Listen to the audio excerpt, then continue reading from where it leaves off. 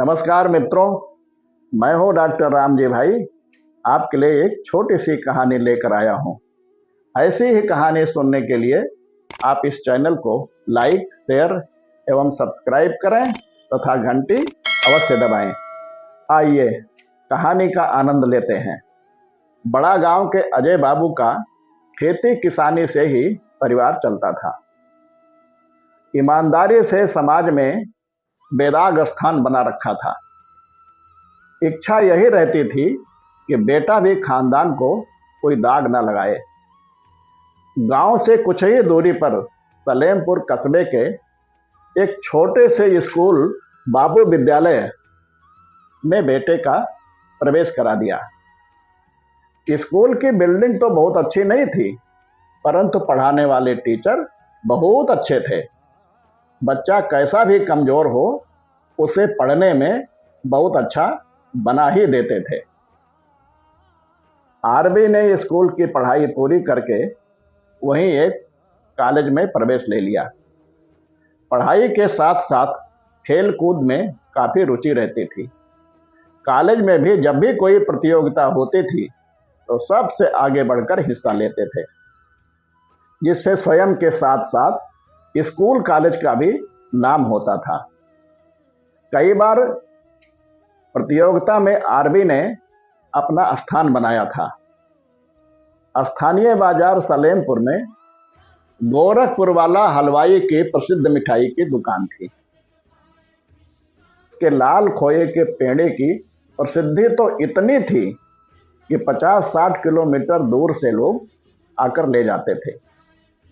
Car motor लेकर निकलने वाले तो जरूर उस लाल पेड़े का स्वाद चखे बिना आगे नहीं जाते थे।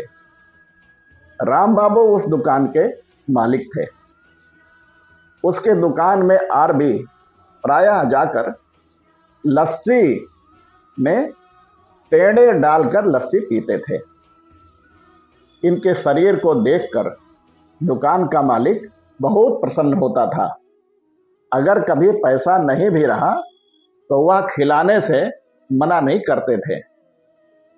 राम बाबू को यह भी पता था कि अगर किसी दिन का उधार रह भी गया तो आरबी आज नहीं कल तो पैसा जरूर दे देगा। राम बाबू के इस विश्वास को हमेशा बनाए रखा। आगे की पढ़ाई चल ही रही थी, तभी सेना में भर्ती की जानकारी मिली तो बिना देर किए उसमें भर्ती होने के लिए शहर गोरखपुर चले गए। वहां जाकर वे सेलेक्ट भी हो गए। वहीं से ट्रेनिंग के लिए बाहर भेज दिए गए। ट्रेनिंग पूरा होने पर उनकी पहली पोस्टिंग पूर्वोत्तर के राज्यों में हो गई। कई वर्षों तक उधर ही रहना हुआ। सेना में कई बार विशेष बहादुरी के सम्मान से उन्हें सम्मानित भी किया गया।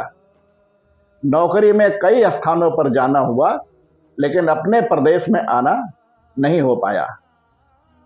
घर से माता पिता भी इनके साथ ही आकर रहने लगे। गांव में केवल पुश्तैनी घर ही रह गया था।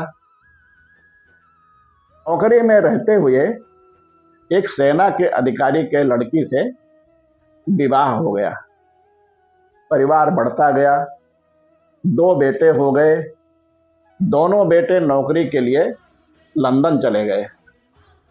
वहीं पर वह दोनों बेटे शादी विवाह करके सेटल हो गए। आरबी अंत में ब्रिगेडियर के पद से रिटायर हो गए। अब गांव में अपने बच्चे तो थे नहीं, तो अजय बाबू भी गांव में अकेले रहकर वहां क्या करते, इसलिए वो भी अपने गांव से लंदन में जाकर बच्चों के साथ ही रहने लगे। लंदन में रहते हुए सलेमपुर की 2 बातें याद रहती थी। एक तो राम बाबू के दुकान पर लस्सी और पेड़े खाए हुए 20 रुपये के उधारी, और दूसरा बापू विद्यालय, जहां से उन्होंने 12वीं पास की थी। 80 साल के रिटायर्ड ब्रिगेडियर आरबी दुबे 65 साल के बाद विमान द्वारा लंदन से गोरखपुर आए।